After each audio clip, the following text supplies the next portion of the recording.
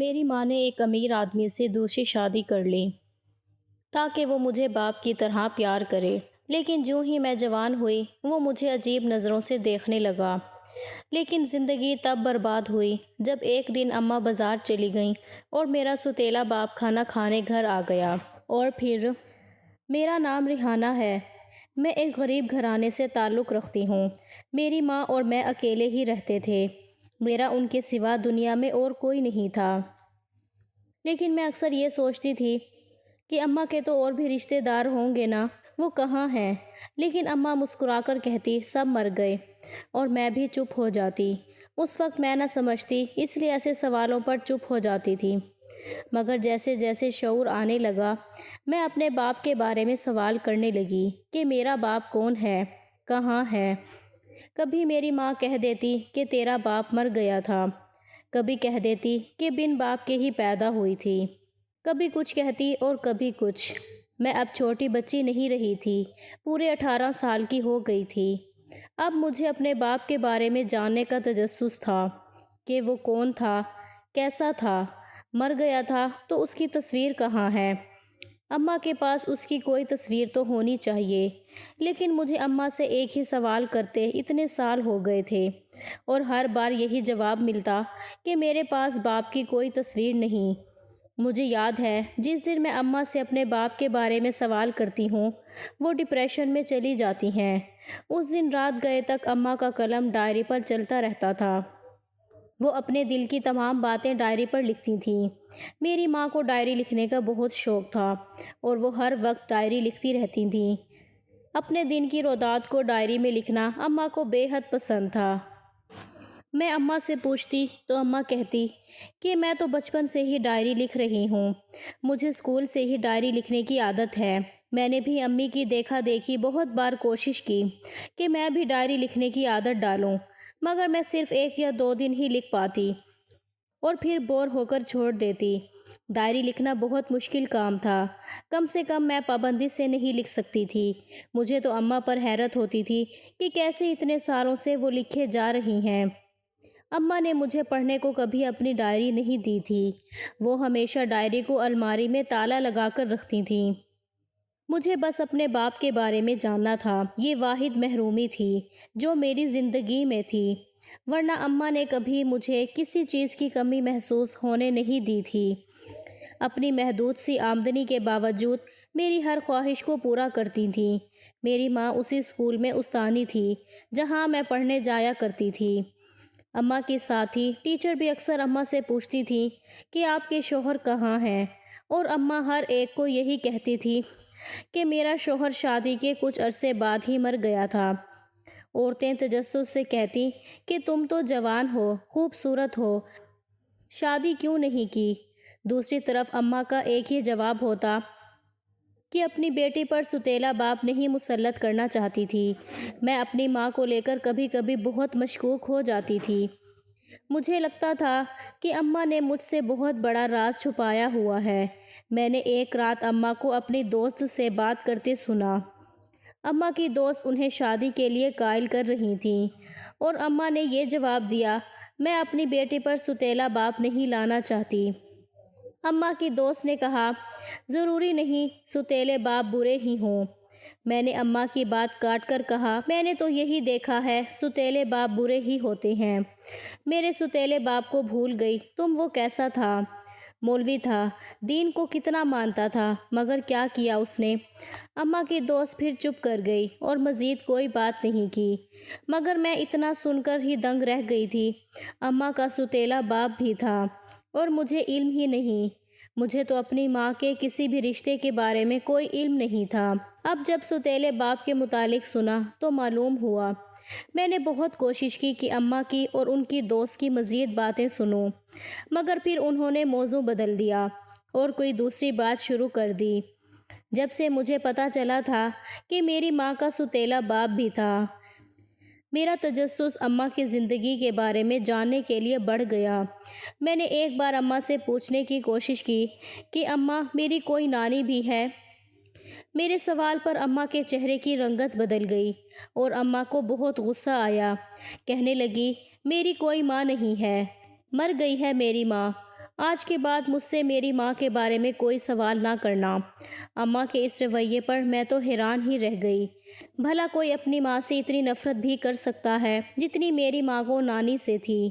اماں نے تو مجھے کچھ بتانا نہیں تھا۔ میں نے سوچا کہ ان کی سہیلی سے ہی پوچھتی ہوں۔ وہ تو اماں کی بچپن کی دوست ہیں، انہیں تو اماں کے ماضی کے بارے میں سب کچھ علم ہوگا۔ مجھے اپنے باپ کے بارے میں جاننا تھا، اور یہ سب اماں کی سہیلی شازیہ خالہ کو ہی پتہ تھا۔ مجھے میٹرک کے پیپرز دینے کے بعد چھٹیاں تھیں اور اماں اسکول جایا کرتی تھیں۔ میں گھر میں اکیلی ہوتی تھی، اس لیے بہترین موقع تھا کہ میں کسی دن خالہ سے جا کر مل لوں۔ مجھے ان کے گھر کا ایڈریس معلوم تھا۔ اماں کے گھر آنے سے پہلے پہلے میں گھر واپس آ سکتی تھی۔ اگلے دن اماں گھر سے چلی گئیں تو میں بھی 2 گھنٹے بعد تالا لگا کر باہر نکل آئی۔ رکشے میں بیٹھ کر میں خالہ کے گھر پہنچی تو خالہ مجھے دیکھ کر بہت حیران تھیں۔ میں نے کہا، خالہ اماں کو نہ بتائیے گا کہ میں یہاں آئی ہوں۔ میں یہاں آپ سے اپنی اماں کے بارے میں پوچھنے آئی ہوں۔ مجھے اماں کے ماضی کے بارے میں جاننا ہے۔ خالہ میرا سوال سن کر چونک سی گئی اور گمسم ہو گئیں۔ میں نے کہا، آپ تو اماں کی سہیلی ہیں نا، آپ نے تو اماں کی شادی میں شرکت کی ہوگی نا، آپ پلیز مجھے بتائیں نا میرا باپ کون تھا، کیا وہ واقعی مر گیا تھا؟ خالہ نے میرا ہاتھ پکڑ کر کہا، آمنہ میں تمہیں کچھ نہیں بتا سکتی۔ تمہاری ماں نے مجھے قسم دی ہوئی ہے کہ اگر تم مجھ سے کبھی بھی کچھ پوچھو تو میں کبھی تمہیں کچھ نہ بتاؤں۔ میں مجبور ہوں، مجھے معاف کر دو۔ میں نے افسوس سے سوچا کہ آخری امید بھی گئی۔ اب مجھے اماں کے اور اپنے باپ کے بارے میں کیسے پتہ چلے گا؟ خالہ نے کہا، تمہاری ماں کا ماضی بہت برا گزرا ہے، اس نے بہت برا وقت کاٹا ہے، بہتر ہے تم یہ جاننے کی کوشش نہ کرو۔ میں نے کہا، خالہ آپ مجھے بے شک نہ بتائیں، میں پھر بھی جان کر رہوں گی۔ میں اپنی ذات کے اوپر سوالیہ نشان برداشت نہیں کر سکتی۔ میں نے جاتے جاتے کہا، اماں کو میرے یہاں آنے کا نہ بتائیے گا، آپ کو قسم۔ میں گھر آ گئی۔ مجھے امید تھی کہ اماں کو میرے آنے کا کچھ نہیں بتائیں گی۔ اب میرے پاس واحد حل یہی تھا کہ اماں کی ڈائری کسی طریقے سے حاصل کر کے ان کی زندگی کے بارے میں جانا جائے کہ ان کی زندگی میں ان کے سوتیلے باپ نے ان کے ساتھ ایسا کیا کیا کہ ان کا پوری دنیا سے اعتبار ہی اٹھ گیا۔ خالہ کو جب میں نے کہا کہ اور کچھ نہیں تو میری اماں کی دوسری شادی ہی آپ کروا دیتی، تو انہوں نے بہت دکھی ہو کر کہا، جو کچھ تمہاری ماں اپنے سوتیلے باپ کے ہاتھوں بھگت چکی ہے، وہ چاہتی تھی کہ تمہارے ساتھ بھی ویسا ہو۔ حالانکہ اس بات نے میرے تجسس کو اور بڑھا دیا تھا۔ اب مجھے اماں کی الماری سے ڈائری نکالنی ہی تھی، لیکن مسئلہ یہ تھا کہ ڈائری الماری میں ہوتی تھی اور الماری کو تالا لگا ہوتا تھا، چابی بھی اماں کے پرس میں ہوتی تھی۔ میں نے کئی ترکیبیں سوچی مگر میرے ذہن میں کوئی ترکیب نہ آئی۔ اماں اپنی ڈائری کے معاملے میں بہت احتیاط کرتی تھیں۔ ایک بار سوتے ہوئے اماں کی ڈائری بیڈ سے نیچے گر گئی۔ میں اٹھانے لگی تو اماں کی آنکھ کھل گئی اور اماں کو لگا میں چوری چوری پڑھ رہی ہوں۔ انہوں نے مجھے بہت ڈانٹا اور کہا، آج کے بعد میں ان کی ڈائری کو ہاتھ بھی نہ لگاؤں۔ میں اسی سوچ میں تھی کہ میری ایک سہیلی کا فون آ گیا۔ وہ میری بہت اچھی دوست تھی اور میں اس سے اپنے دل کی ہر بات کر لیتی تھی۔ خالہ کے پاس جانے کا خیال بھی اسی نے میرے دماغ میں ڈالا تھا۔ میں نے فون اٹھا کر پوچھا کہ کہو کیا بات ہے؟ کہنے لگی، آمنہ میں نے ابھی تمہاری امی کو کسی مرد کے ساتھ دیکھا ہے، وہ شاید کوئی تمہارے رشتہ دار ہوں گے، کیونکہ تمہاری امی اس سے کافی دیر تک بات کرتی رہی تھی۔ اسی وقت اماں گھر میں داخل ہوئیں تو میں نے جلدی سے فون رکھا۔ اماں کی حالت بہت خراب لگ رہی تھی، وہ گھبرائی ہوئی لگ رہی تھیں۔ میں نے پوچھا، اماں کیا بات ہے؟ پریشان لگ رہی ہو؟ اماں کہنے لگی، کوئی دروازہ کھٹکھٹائے تو دروازہ نہ کھولنا۔ یہ کہہ کر جلدی سے کمرے میں چلی گئیں۔ مجھے اماں کی طبیعت ٹھیک نہیں لگ رہی تھی، ایسے جیسے وہ کسی سے چھپ رہی تھیں۔ مجھے اپنی دوست کی بات یاد آئی، یقیناً کوئی رشتہ دار مل گیا ہوگا اور اماں نہیں چاہتی ہوں گی کہ وہ گھر تک آئے۔ میں سوچنے لگی کہ کون ملا ہوگا اماں کو، کہیں میرا باپ تو نہیں ملا؟ مجھے ہمیشہ سے لگتا تھا کہ میرا باپ زندہ ہے اور اماں جھوٹ کہتی ہیں کہ وہ مر گیا ہے۔ میرا دل کہہ رہا تھا کہ آج بھی اماں کی ملاقات میرے باپ سے ہی ہوئی ہوگی۔ اماں پوری رات تنگ رہی تھیں۔ میں نے صبح اپنی سہیلی سے بات کی تو اس نے کہا میرے پاس ایک آئیڈیا ہے۔ میرا کزن تالے اور چابیاں بنانے کا کام کرتا ہے، تو اس سے اپنی امی کی الماری کی چابی بنوا لینا، اور جب تمہاری امی گھر پر نہ ہو تو وہ ڈائری نکالنا اور پڑھ لینا۔ مجھے اس کا پلان پسند آیا۔ رات کو اماں سو رہی تھی تو میں نے اس کے پرس سے چابی نکال کر صابن پر اس کا سانچہ بنا لیا۔ اگلے دن اماں جاب پر چلی گئیں تو میں نے اپنی سہیلی کے گھر چابی کا سانچہ دے آئی تھی۔ 2 دن کے اندر اندر مجھے چابی مل گئی۔ میں بہت خوش تھی کہ اب مجھے ان سارے رازوں سے پردہ ہٹانے کا موقع مل جائے گا جن کو اماں اب تک چھپاتی آئی ہیں۔ میں نے سوچا کہ جب اماں کام پر چلی جائیں گی تب ڈائری نکال کر پڑھوں گی۔ میں نے اماں کے جاتے ہی الماری کھولی تو وہاں کئی ڈائریاں پڑی ہوئی تھیں۔ میں نے شروع والی ڈائری جو اماں کی زندگی کی پہلی ڈائری تھی وہ نکال لی اور وہیں بیٹھ کر پڑھنی شروع کر دی۔ ماں کتنا احساس بھرا رشتہ ہے نا۔ ماں سے بڑھ کر بھلا دنیا میں کون پیار کر سکتا ہے، اور باپ کا تو کوئی نعم البدل ہو ہی نہیں سکتا۔ مجھے اس دنیا میں سب سے زیادہ پیار اپنے ماں باپ سے تھا۔ وہ میرے لیے پوری دنیا تھے، خاص کر میرے بابا تو مجھے اپنی جان کہتے تھے۔ میں اپنے والدین کی اکلوتی اولاد تھی اور بے حد لاڈلی بھی۔ میرے دادا دادی اور چچا چچی بھی مجھے بہت پیار کرتے تھے۔ سب مجھے ہتھیلی کا چھالا بنائے رکھتے تھے۔ میں ننیال آتی تو وہاں بھی مجھے سب سر آنکھوں پر بٹھاتے تھے۔ مجھے لگتا تھا میں بہت خوش قسمت ہوں کہ جس کو اتنی زیادہ محبتیں ملیں۔ میرے بابا کا اپنا بہت اچھا کاروبار تھا جو بہت اچھا چل رہا تھا۔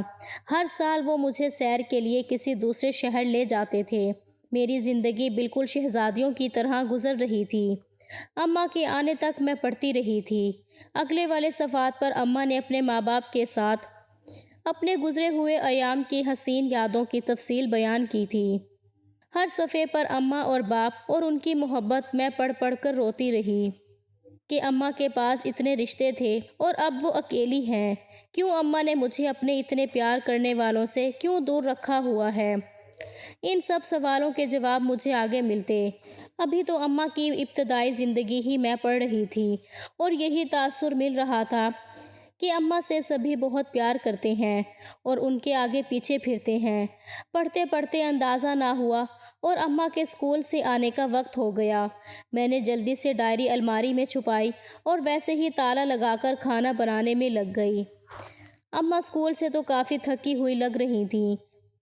میں انہیں کھانے کے بعد چائے دینے گئی تو وہ فون پر خالہ سے بات کر رہی تھیں اور کہہ رہی تھیں وہ مجھے اماں کا بلاوا دینے آیا تھا۔ کہہ رہا تھا کہ تمہاری ماں تمہیں بہت یاد کرتی ہے، ایک بار چل کر دیکھ لو۔ مجھے اماں کی باتوں سے اندازہ ہوا کہ اماں کا بھائی آیا تھا، لیکن میں نے جہاں تک پڑھا تھا وہاں تک تو اماں کا کوئی بھائی نہیں تھا۔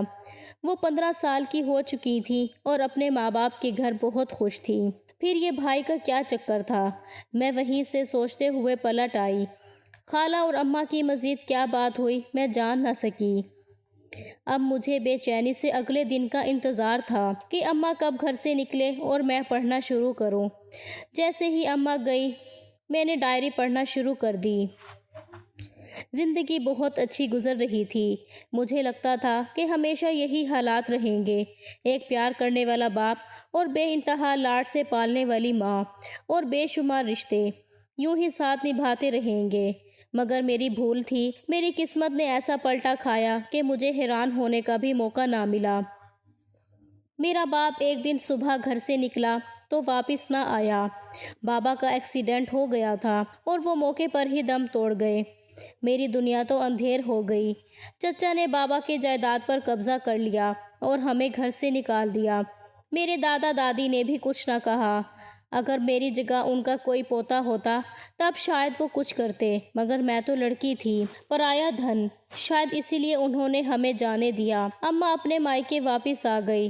مجھے توقع تھی کہ سب کچھ پہلے کی طرح ہوگا، میرے ناز نخرے اٹھائے جائیں گے، مگر ایسا کچھ نہ ہوا۔ سب کی محبتیں بس تب تک تھی جب تک میرا باپ سلامت تھا۔ باپ کے مرتے ہی اپنوں نے ایسے رنگ بدلے کہ گرگٹ بھی نہ بدلتا ہوگا۔ وہی ماموں اور ممانیاں جو میرے صدقے واری تھے، اب میں اور میری ماں ان کو بوجھ لگنے لگے تھے۔ میری ماں کی دوسری شادی کی باتیں ہونے لگی۔ میں تو ہکا بکا رہ گئی کہ ان لوگوں پر ہماری 2 وقت کی روٹی بھاری پڑ گئی۔ میری ماں نے کہا، میری شادی کسی ایسے شخص سے کر دیں جو میرے ساتھ میری بیٹی کو بھی قبول کرے، کیونکہ میں اپنی بیٹی کے بغیر نہیں رہ سکتی۔ پھر میری ماں کی شادی ایک مولوی سے کر دی گئی۔ اس کا پہلے سے میرے جتنا بیٹا تھا۔ اماں مجھے بھی اپنے ساتھ لے آئیں۔ مجھے اپنا باپ ذرا اچھا نہیں لگتا تھا، کیونکہ وہ مولوی تھا، اور مجھے اس گھر میں آئے ابھی دوسرا دن ہی تھا کہ اماں نے مجھے کہا کہ دوپٹہ لیا کرو، تمہارے باپ کو تمہارا ننگے سر گھر میں پھرنا بالکل پسند نہیں۔ میں نے چیخ کر کہا، وہ میرا باپ نہیں ہے، صرف آپ کا شوہر ہے۔ اسی وقت میرا ستیلا باپ بھی چلا آیا۔ اس نے میری ماں کو مخاطب کر کے کہا کہ اپنی بیٹی کو سمجھاؤ، اس گھر کی عورتیں اونچی آواز میں بات نہیں کرتیں، اس کی آواز باہر نہ جائے۔ مجھے اپنے ستیلے باپ سے چڑ ہونے لگی، مجھے اس کی موجودگی سے الجھن ہونے لگی۔ اس کی عجیب سی نظریں تھیں۔ مجھے وہ اپنے باپ کے روپ میں بالکل پسند نہیں تھا، مگر میں اپنی ماں کی خاطر اس گھر میں گزارا کرنے پر مجبور تھی۔ میری کوشش ہوتی تھی کہ میں اس کے سامنے کم سے کم جاؤں، اور وہ تھا کہ بہانے بہانے سے مجھے بلاتا۔ یہی نہیں، سارے گھر کے کام مجھ سے کرواتا۔ اماں اس کے کپڑے استری کرنے لگتی تو کہتا کہ جاؤ اپنی بیٹی کو کہو وہ میرے کپڑے استری کرے۔ اس کے لیے کھانا بنانے سے لے کر اس کو دینے تک سب میری ذمہ داری بن گئی تھی۔ میں یہ سب کرنے سے انکار کرتی تو میری ماں میرے آگے ہاتھ جوڑ دیتی اور کہتی کہ اس کو باپ نہ سہی، ستیلے باپ کا درجہ دے کر تھوڑی عزت کر لیا کرو، مجھے اس کے سامنے شرمندہ نہ کروایا کرو۔ یوں میں امی کے مجبور کرنے پر اپنے ستیلے باپ کے سارے کام کرتی۔ مجھے اس کی نظریں بہت عجیب لگتی تھیں۔ میں جب یہاں آئی تو میری عمر 15 سال تھی۔ 2 سال ہو گئے اور میں جوان ہو گئی۔ اب مجھے اپنے ستیلے باپ کی نظروں کے مفہوم سمجھ آنے لگے تھے۔ وہ اپنی ستیلی بیٹی کی بجائے مجھے جوان لڑکی سمجھنے لگا تھا، مگر میں اپنے خیالات کو جھٹک دیتی کہ ایسا نہیں ہو سکتا۔ وہ میرا سگا نہ سہی مگر باپ تو ہے نا، ستیلا سہی باپ کے درجے پر تو عائد ہے۔ لیکن جو بھی تھا، مجھے اس کی نظروں سے خوف آنے لگا۔ کئی بار میں نے ماں سے بات کی، ان کو سمجھانا چاہا، مگر وہ میری غلط فہمی قرار دے دیتی۔ مجھے کہتی کہ تم غلط سوچ رہی ہو، ایسا کچھ نہیں ہے، وہ بہت نیک ہے، مولوی ہے، 5 وقت کا نمازی ہے، وہ ایسا ویسا سوچ بھی نہیں سکتا۔ میں اماں کی باتیں سن کر چپ ہو جاتی اور سوچتی کہ اب وہ میری ماں نہیں، اپنے شوہر کی بیوی بھی ہے، مجھ سے زیادہ وہ اپنے شوہر کی پرواہ کرے گی، اس کی حمایت کرے گی۔ میرا ستیلا بھائی اپنی پڑھائی کے سلسلے میں دوسرے شہر ہاسٹل رہنے لگا تھا۔ امی نے مجھے بھی کالج داخلہ لے دیا۔ مجھے میرا ستیلا باپ ہی چھوڑنے جاتا تھا اور لینے بھی وہی آتا تھا، لیکن میں کیا جانتی تھی کہ میرے ساتھ ایک دن ایسا ہو جائے گا کہ میری زندگی میں ایک نیا موڑ ہی آ جائے گا۔ اماں کے آنے کا وقت ہو گیا تھا۔ میں نے ڈائری رکھی اور کھانا بنانے لگی۔ میں سوچنے لگی کہ میری ماں کا ستیلا باپ کس قدر برا آدمی تھا۔ میری ماں بے چاری نے کس قدر وقت کاٹا ہوگا۔ شاید اماں کے ستیلے باپ نے ان پر بہت ظلم کیے ہوں گے، اسی لیے ان کا دل نہیں چاہتا ہوگا کہ وہ دوسری شادی کریں، تاکہ مجھے ستیلے باپ کا سامنا نہ کرنا پڑے۔ میں 17 کی تھی اور میری اماں کی عمر 35 سال تھی۔ اپنی عمر سے پھر بھی اماں 5 سال چھوٹی ہی لگتی تھیں۔ ابھی وہ ایک طرح سے جوان تھیں، لیکن میں نے جب سے آنکھیں کھولی تھیں میں نے اسے تنہا ہی دیکھا تھا۔ ایسا نہیں ہونا چاہیے تھا۔ میری ماں کا بھی حق خوشیوں پر تھا۔ میں یہی سب سوچ رہی تھی جب اماں گھر چلی آئیں۔ وہ شاید جلدی میں تھیں۔ کہنے لگیں، میں تمہاری خالہ کے ساتھ ایک ضروری کام سے کہیں جا رہی ہوں، تم دروازہ اچھے سے بند کر لو۔ مجھے معلوم تھا کہ اماں کہاں جا رہی ہوں گی۔ وہ یقیناً اپنی ماں سے ملنے جا رہی تھیں۔ میری ماں اوپر سے کتنی ہی سخت مزاج کیوں نہ بنے، اندر سے بہت نرم دل ہے۔ مجھے پتا تھا کہ وہ اپنی ماں کی طبیعت کا سن کر نرم پڑ گئی ہوں گی اور ابھی انہی سے ملنے جا رہی ہوں گی۔ کچھ دیر بعد خالہ آئیں اور اماں کو ساتھ لے گئیں۔ میں ارادہ کر رہی تھی کہ اب دوبارہ ڈائری پڑھنا شروع کروں، مگر اسی وقت میری دوست آ گئی۔ آتے ہی مجھے کہنے لگی، تمہیں پتہ ہے آج کل سکول میں کیا چل رہا ہے؟ میں نے کہا، مجھے نہیں معلوم، جب سے سکول چھوڑ دیا ہے تب سے پتہ نہیں۔ کہنے لگی، آج کل سکول میں تمہاری امی اور سر علی کی بڑی خبریں چل رہی ہیں۔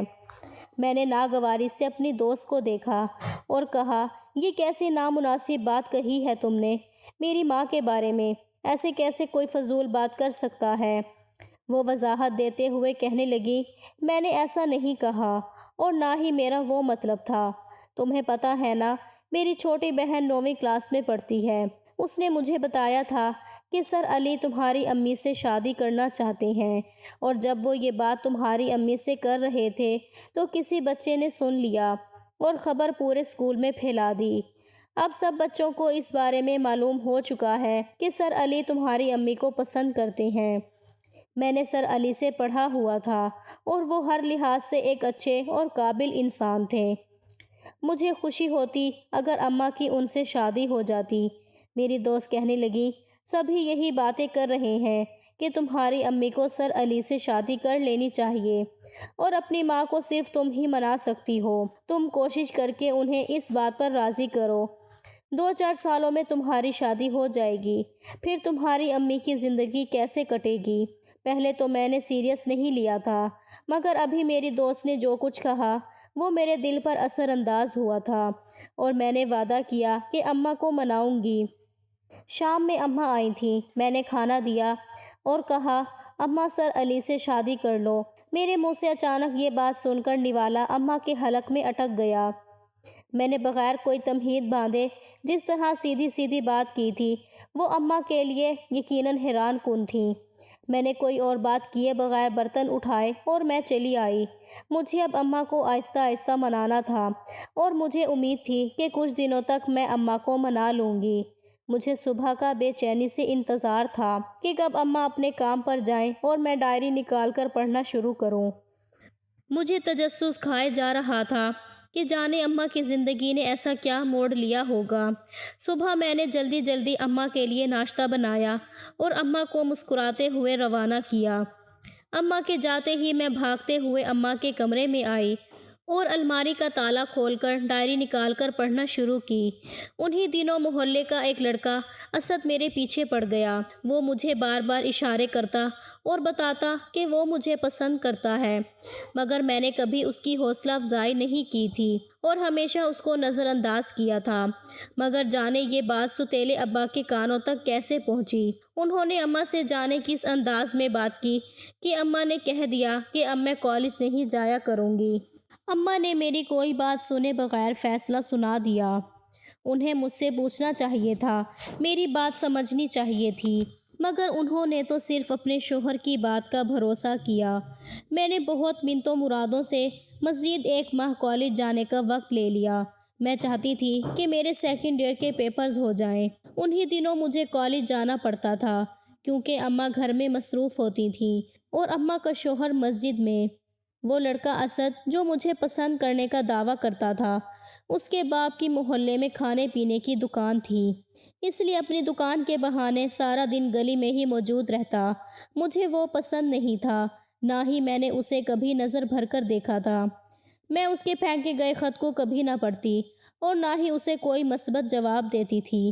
میرے پیپرز نزدیک آ گئے۔ آخری پیپر والے دن اسے نہ جانے کیسے میرے سینٹر کا پتہ چل گیا۔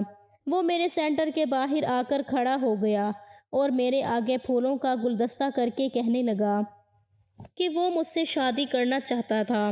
اسی وقت اماں اور ستیلے باپ دونوں نے دیکھ لیا۔ وہ کسی رشتہ دار کے گھر سے واپس آ رہے تھے تو سوچا مجھے بھی ساتھ لیتے ہوئے جائیں۔ اب جو انہوں نے اسد کے ساتھ مجھے دیکھا تو بغیر کچھ پوچھے خود ہی سمجھ لیا کہ شاید میں بھی اس کے چکروں میں پڑ گئی ہوں۔ اماں نے مجھے بازو سے دبوچا اور گھر لا کر ہی چھوڑا۔ مجھے اماں نے تھپڑ مارا تھا اور یہ کہا تھا کہ میں ان کی تربیت پر سب کو انگلی اٹھانے کا موقع دے رہی ہوں۔ میں بد کردار ہو گئی۔ انہوں نے میرا گھر سے نکلنا ہی بند کر دیا تھا۔ مجھے کہا تھا کہ اب وہ جلد از جلد میری کہیں شادی کر دیں گی۔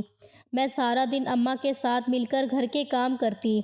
مجھے اپنے ستیلے باپ پر بہت غصہ آتا کہ سب اس کی وجہ سے ہو رہا ہے۔ نہ وہ میری ماں سے شادی کرتا اور نہ یوں سارے حالات ہوتے۔ کبھی کبھی مجھے لگتا تھا کہ میری ماں کو میرے خلاف کرنے میں سارا ہاتھ اسی کا ہے۔ اس کے سارے کام بھی اماں نے میرے ذمہ لگا دیے تھے۔ میں اب گھر میں باپ کے سامنے زیادہ سے زیادہ رہتی تھی اور مجھے لگتا تھا کہ جیسے اس کی نظریں بس 24 گھنٹے مجھ پر ہی ہیں۔ انہی نظروں سے بچنے کی خاطر تو میں کالج جایا کرتی تھی اور گھر آ کر اپنی پڑھائی کے واسطے اپنے کمرے میں بند رہا کرتی تھی۔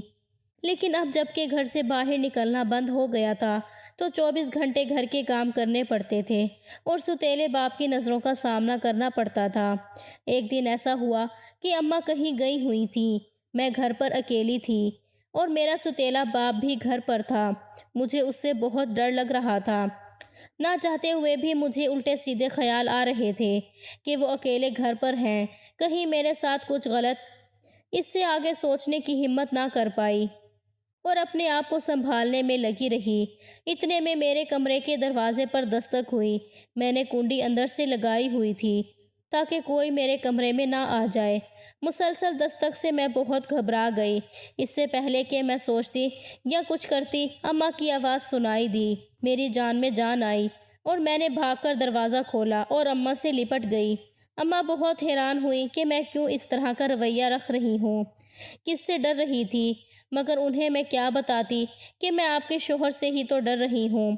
مگر میں اماں کو ایسا کچھ نہ کہہ سکی کیونکہ فائدہ کوئی نہیں تھا۔ اماں نے کون سا یقین کر لینا تھا۔ میں بس انہیں اتنا ہی کہہ سکی، مجھے اکیلا چھوڑ کر نہ جایا کریں۔ پیار سے میرا سر سہلایا۔ مجھے برسوں بعد اپنی پرانی ماں نظر آئی جو میرا سر اسی طرح سہلا کر تسلی دیا کرتی تھی۔ اماں نے میرے رشتے دیکھنے شروع کر دیے اور میں نے بھی رضامندی دے دی کیونکہ میں اب اس قید خانے سے جان چھڑانا چاہتی تھی۔ شادی کے بہانے میں یہاں سے نکل جاتی اور اپنی ایک نئی زندگی کا آغاز کرتی جہاں یہ سارے مسئلے مسائل نہ ہوتے۔ اسی دوران اسی محلے والے لڑکے اسد نے رشتہ بھیج دیا۔ اماں نے انکار کر دیا کیونکہ کوئی کام کاج تو وہ کرتا نہیں تھا، بس لڑکیاں تاڑنے کے بہانے اپنی دکان کے آگے کھڑا رہتا تھا۔ اس واقعے سے ایک بار پھر اماں کا دل مجھ سے خراب ہو گیا۔ انہیں شاید یہ تھا کہ میں نے ہی اسے رشتہ لانے کا کہا تھا، مگر وہ کیا جانتی تھی کہ مجھے وہ لڑکا زہر لگتا تھا اور اس کے رشتے کو انکار کر دیا گیا۔ اس کی سب سے زیادہ خوشی مجھے ہی ہوئی تھی۔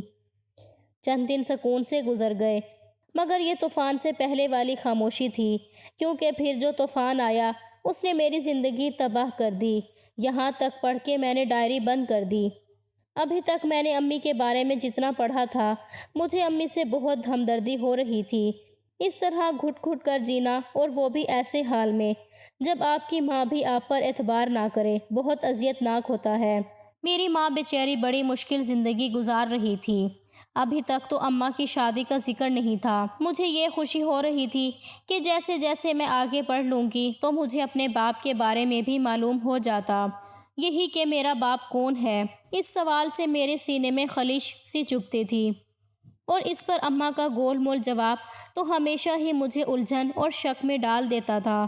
یہ ڈائری تو ختم ہو گئی تھی اور اب دوسری ڈائری سے مجھے پڑھنا تھا کہ ایسا کیا ہوا تھا جو اماں نے لکھا تھا کہ میری زندگی خراب ہو گئی، لیکن آج بھی بس اتنا ہی پڑھا گیا۔ میں نے ڈائری رکھی اور اماں کے آنے کے بعد میں نے ان سے کہا کہ کل مجھے اور میری دوست کو کالج میں داخلے کے لیے جانا ہے۔ اماں نے مجھے کچھ پیسے دے دیے اور کہا کہ گاڑیوں کے دھکے نہ کھاتی رہنا اور کوئی رکشہ کروا لینا۔ کچھ دن پہلے میٹرک کا رزلٹ آ گیا تھا اور میرے بہت اچھے مارکس آئے تھے، جس سے اماں بہت خوش ہوئی تھیں۔ اب آگے میرا اسی کالج میں جانے کا ارادہ تھا جہاں میری دوست عالیہ ہوتی۔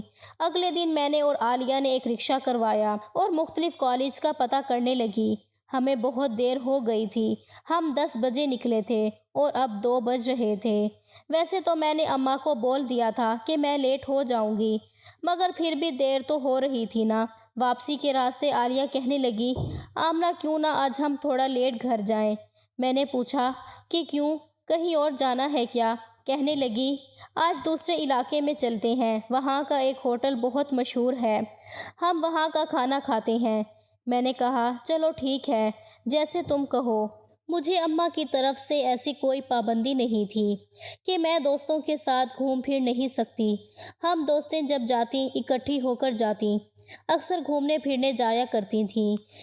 اسی لیے ابھی بھی ہم نے رکشے والے کو ایڈریس بتا کر وہاں جانے کا کہا۔ ابھی ہم تھوڑی دور ہی گئے تھے کہ میں نے اماں کو ایک رکشے میں بیٹھے دیکھا، وہ ہم سے تھوڑا آگے تھیں۔ میں حیران ہوئی کہ یہ یہاں کیا کر رہی ہیں۔ اماں کو تو آج اسکول سے بھی جلدی چھٹی ہو گئی۔ میرے مطابق تو اس وقت اماں کو گھر پر ہونا چاہیے تھا۔ میں نے رکشے والے انکل کو کہا، انکل یہ جو رکشہ سامنے جا رہا ہے، اس کے پیچھے رکشہ لگا دیں۔ میں نے عالیہ کو بتایا کہ اس رکشے میں اماں جا رہی ہیں اور میں دیکھنا چاہتی ہوں کہ میری اماں کے گھر والے کہاں رہتے ہیں۔ میری دوست نے کہا، تمہیں یقین ہے کہ تمہاری اماں وہیں جا رہی ہیں؟ میں نے کہا، ہاں یہ اپنی ماں سے ملنے جا رہی ہیں۔ مجھے معلوم ہے۔ آدھے گھنٹے کے بعد رکشہ ایک پرانے سے محلے کے ایک پرانے سے گھر کے سامنے جا کر رک گیا۔ میری ماں اس گھر کے اندر چلی گئی تھیں اور کافی دیر اندر ہی رہیں۔ آدھے گھنٹے کے بعد وہ واپس رکشے میں بیٹھ کر واپس چلی گئیں۔ میں نے عالیہ سے کہا، آؤ ہم اندر چلیں، مجھے اپنی نانی کو دیکھنا ہے۔ میں اور عالیہ اس گھر کے کھلے دروازے سے اندر چلی گئیں تو سامنے ہی ایک ادھیڑ عمر عورت چارپائی پر لیٹی ہوئی تھی۔ میں نے کہا، اماں جی ہمیں پیاس لگی ہوئی ہے، پانی پینے آئے ہیں۔ اسی پل ایک ادھیڑ عمر سفید داڑھی والا آدمی اندر داخل ہوا۔ اگرچہ میں نے نہیں دیکھا تھا، مگر حلیے سے ہی اندازہ ہو گیا کہ وہ میری ماں کے سوتیلے باپ ہوں گے، جن سے میری ماں سامنا نہیں کرنا چاہتی تھی۔ اس کے سامنے میں کیسے ٹھہر سکتی تھی؟ اس لیے فوراً عالیہ کا ہاتھ پکڑ کر گھر سے باہر گئی۔ وہ حیران ہو کر کہنے لگی، پانی تو پینے دیتی، اور ابھی تو تمہیں اپنی نانی سے باتیں بھی تو کرنی تھیں۔ میں اسے کیا بتاتی کہ نانی کے شوہر سے خوف کھا کر نکلی ہوں۔ جتنا اب تک اس شخص کے بارے میں پڑھ چکی تھی، ذرا بھی اچھا تاثر نہیں ملا تھا، اس لیے میں نے وہاں مناسب نہ سمجھا۔ میں نے بہانہ بنایا، گھر چلتے ہیں، ہمیں اماں سے پہلے پہنچنا ہوگا۔ رکشے والے کو تیز رکشہ چلانے کا کہا اور اماں کے آنے سے پہلے میں گھر میں موجود تھی۔ میں نے پوچھا، اماں کہاں گئی تھی آپ جو اتنا لیٹ ہو گئیں؟ اماں نظریں چراتے ہوئے بولی، اپنی دوست کے گھر گئی تھی۔ میں نے کہاں جانا ہے؟ میں نے کہا، اماں میں علی سر کو آپ کی طرف سے ہاں کہہ دوں۔ میرے سوال پر اماں نے کھا جانے والی نظروں سے مجھے دیکھا اور کہا، میں ابھی مذاق کرنے کے موڈ میں ہرگز نہیں ہوں، کوئی اور بات کرو۔ میں نے اور بہت سی باتیں کرنی تھی، مگر میں چاہتی تھی کہ میں پہلے دوسری ڈائری پڑھ لوں جس میں آگے کے حالات لکھے ہوئے ہیں۔ صبح اماں کو بخار ہو گیا اور انہوں نے سکول سے چھٹی کر لی۔ اس دن مجھے ڈائری نکالنے کا وقت ہی نہ ملا۔ اگلے دن اماں کی طبیعت کچھ ٹھیک تھی۔ میں نے اماں کو کہا بھی کہ سکول نہ جائیں، مگر وہ مزید چھٹیاں نہیں کرنا چاہتی تھیں۔ اماں سکول گئیں اور گھر کے کام کاج کے بعد میں ڈائری نکال کر بیٹھ گئی اور پڑھنی شروع کی۔ اماں نے لکھا تھا، میں نے حالات کے ساتھ سمجھوتا کر لیا اور کسی اچھے رشتے کی تلاش میں رہنے لگی، لیکن میں کیا جانتی تھی کہ میرے نصیبوں میں کیا لکھا ہے۔ اس دن ہوا کچھ یوں کہ میری ماں کو پڑوس میں کچھ کام تھا تو وہ مجھے کہہ گئی کہ میں وہاں جا رہی ہوں، 2 گھنٹے لگیں گے، تم دروازہ اچھے سے بند کر لو۔ گھر پر کوئی نہیں تھا، اس لیے میں مطمئن تھی، لیکن یہ اطمینان صرف چند ہی لمحوں کا تھا۔ اماں کے جانے کے تھوڑی دیر بعد ہی سوتیلا باپ گھر آ گیا۔ مجھے کہنے لگا کہ مجھے کھانا لا کر دے دو۔ میں نے اسے بتایا کہ کھانا تو ابھی نہیں پکا، تو وہ کہنے لگا، اچھا چلو میں پاس والی دکان سے کچھ لے کر آتا ہوں۔ تھوڑی دیر بعد وہ آیا تو اس کے ہاتھ میں نان اور شامی تھی۔ مجھے دیکھ کر کہنے لگا کہ سب کے لیے لایا ہوں، ماں کا حصہ نکال کر اپنے اور میرے لیے پلیٹ میں نکال کر لاؤ۔ میں نے اس کو کھانا دیا اور پھر خود بھی کھا لیا، مگر مجھے بے ہوشی کی حالت میں کوئی غلط کر گیا تھا۔ میری زندگی تو اندھیر ہو گئی۔ اماں آئی تو میں نے اسے بتایا کہ تمہارے شوہر نے مجھے بے ہوش کر کے میرے ساتھ غلط کیا ہے، مگر اس نے سارا الزام میرے سر لگا دیا اور اماں کو کہا تمہاری بیٹی ہی بد کردار ہے، اس نے کھانے میں کچھ ایسا ملایا کہ میں بے ہوش ہو گیا، مجھے پتہ نہیں چلا کہ کب کھانا کھاتے ہی میں نیند کی گہری وادیوں میں کھو گیا۔ تمہارے سامنے ہی کی بات ہے، تم نے خود آ کر مجھے جگایا تھا نا۔ مجھے امید تھی کہ اس وقت تو اماں اپنے شوہر کی بجائے اپنی بیٹی کا ساتھ دیں گی جو لٹ گئی تھی، لیکن اماں نے کہا کہ وہ اپنے شوہر پر شک کرنے کا سوچ بھی نہیں سکتی، ان کے نزدیک تو کسی اور نے میرے ساتھ برا کیا ہوگا یا میں نے خود کسی کو گھر بلایا ہوگا۔ میں اماں کو یقین دلا دلا کر تھک گئی تھی کہ میں مجرم نہیں ہوں، غلط تو میرے ساتھ ہوا ہے۔ اس کشیدہ ماحول میں ایک بار پھر اسد کا رشتہ آیا اور میری ماں نے قبول کر کے میری شادی اس سے کروا دی۔ میں اپنی ماں سے بہت ناراض تھی اور قسم کھا لی تھی کہ ساری عمر ماں سے بات نہیں کروں گی۔ اسد نے شادی کے کچھ عرصے بعد ہی مجھے طلاق دے دی، کیونکہ اسے جانے کیسے پتہ چل گیا تھا کہ میرے ساتھ کیا ہوا ہے۔ اس مشکل وقت میں کیا کرتی، مجھے کچھ سمجھ نہیں آ رہا تھا۔ اسد نے مجھے طلاق دے کر گھر سے باہر نکال دیا۔ میں اس وقت صرف 20 سال کی تھی اور زندگی نے ایسے ایسے امتحان لے لیے کہ میں دنگ رہ گئی کہ میرے ساتھ اتنا برا بھی ہو سکتا ہے۔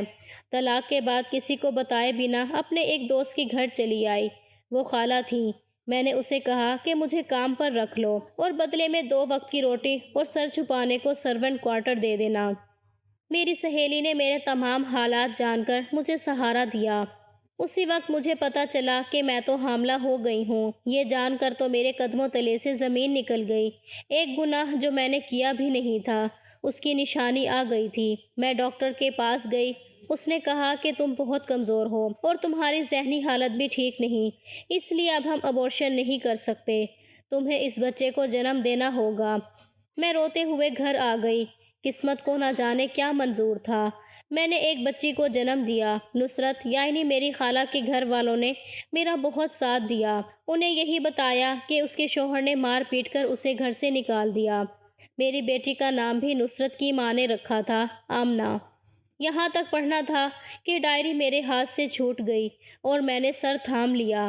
یہ میری بات ہو رہی تھی آمنہ کی، میں جو ہمیشہ اماں سے اپنا باپ پوچھتی تھی، مجھے آج معلوم ہوا کہ میں گناہ کی نشانی ہوں۔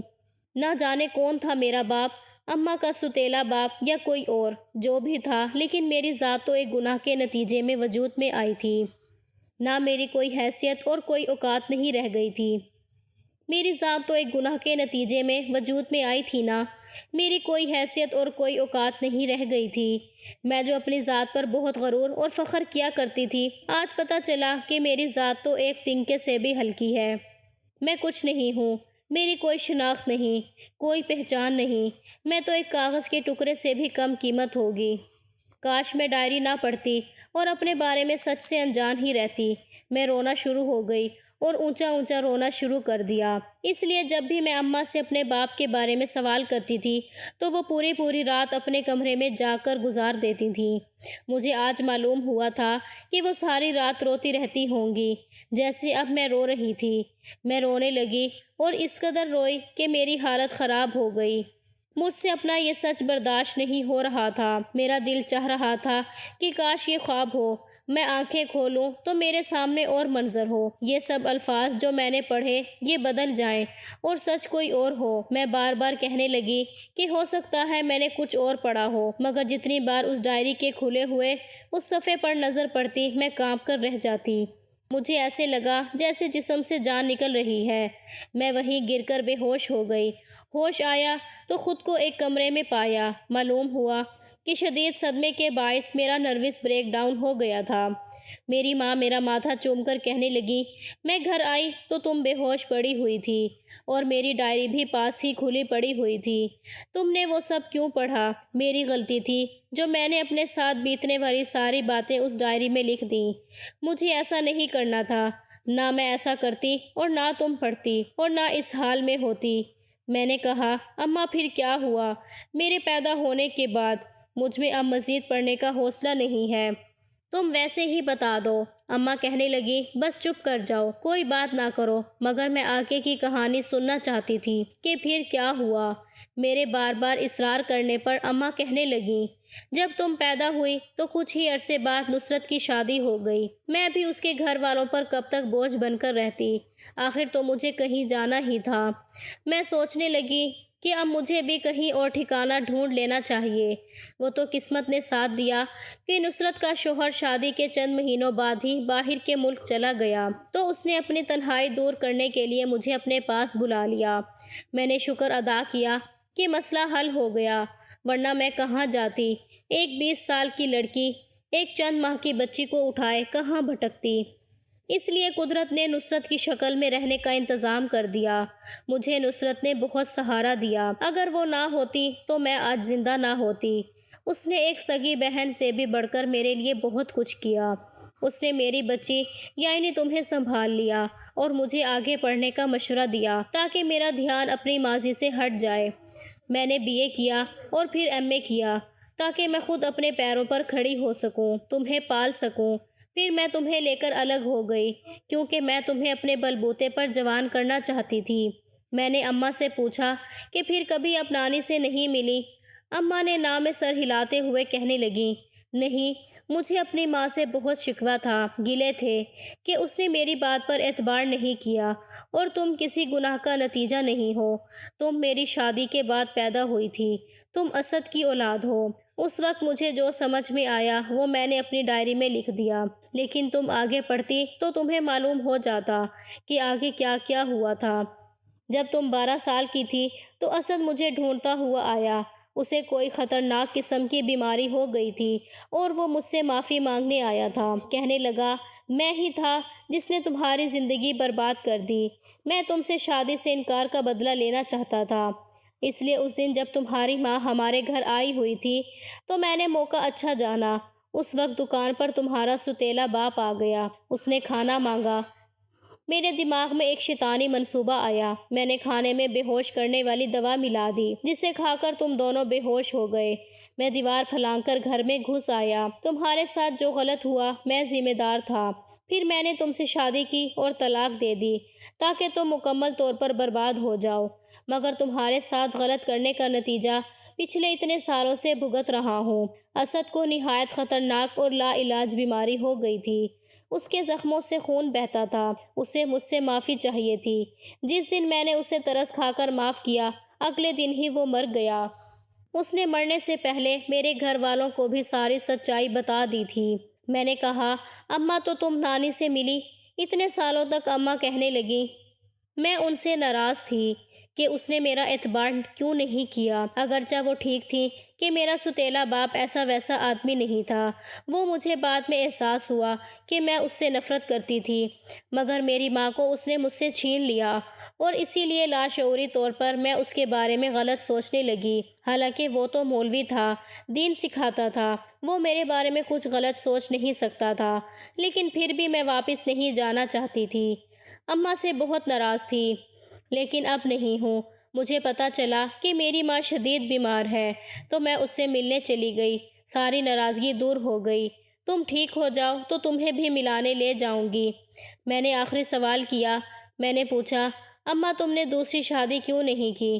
اماں دکھی ہو کر بتانے لگی کہ میں نہیں چاہتی تھی کہ تمہارے سر پر ستیلا باپ آئے، جو سب کچھ میں نے سہا، نہیں چاہتی تھی کہ تم بھی سہو۔ میں نہیں چاہتی تھی کہ شوہر کے آنے کے بعد میں تمہیں نظر انداز کر دوں، اس کے دل میں جگہ بنانے کے لیے تمہارا اعتبار نہ کروں۔ میں تمہیں ویسے ہی حالات سے نہیں گزارنا چاہتی تھی جس حالات سے میں گزری تھی، بس اس لیے شادی نہیں کی۔ میں اگلے دن ہی ڈسچارج ہو گئی اور پھر اماں کے ساتھ نانا نانی سے ملنے گئی۔ وہ مجھ سے مل کر بہت خوش ہوئے، میں بہت خوش تھی کہ بیٹھے بٹھائے اتنے پیارے رشتے مل گئے، مگر اب مجھے اماں کے لیے بھی سوچنا تھا۔ میں نے نانا نانی سے بات کی کہ میں سر علی سے اماں کی شادی کروانا چاہتی ہوں۔ نصرت خالہ، نانی اور میں نے ہم سب نے مل کر اماں کو منا ہی لیا اور ان کی شادی کروا دی۔ اماں کی شادی والے دن ہی نصرت خالہ نے اپنے سب سے بڑے بیٹے کے لیے میرا رشتہ مانگ لیا، جو مجھ سے 1 سال چھوٹا ہی تھا۔ طے یہ پایا کہ ہماری تعلیم مکمل ہونے کے بعد ہی رسم وغیرہ ہوگی اور شادی بھی کچھ سالوں بعد۔ میں بہت خوش تھی، اب میں اکیلی نہیں رہی تھی۔ ایک دم اتنے سارے رشتے مل گئے تھے۔ میری اور میری ماں کی ویران زندگی میں بہار آ گئی تھی اور مجھے بھی باپ کا پیار مل گیا تھا۔